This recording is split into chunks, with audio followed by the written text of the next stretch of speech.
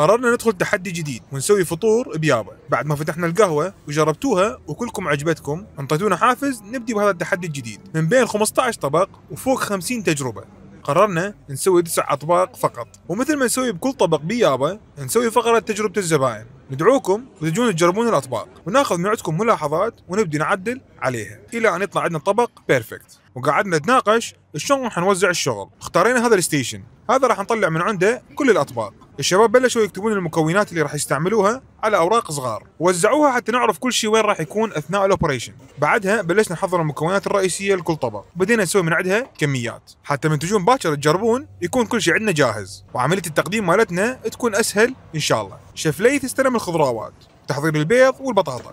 كاترينا توزن المقادير وتتأكد من الوصفات إنه كلها مضبوطة. ووظفنا شيف جديد حتى يساعدنا همنا بالفطور. وكالعادة أطباقنا راح تكون عراقية معاصرة مثل مخلمة، باصطرمة، وبيض وبطاطا. وأهم شيء جهزنا القعدة الخارجية ورتبناها حتى تستمتعون بالفطور وقت الصبح. بالأثناء هذه وصلت المنيوات المطبوعة وياها كارتات الدعوة اللي راح نوزعها على الزبائن الدائمين بالمطعم. وإذا صار وقت نروح نكمل شغلنا، نشوفكم باكر.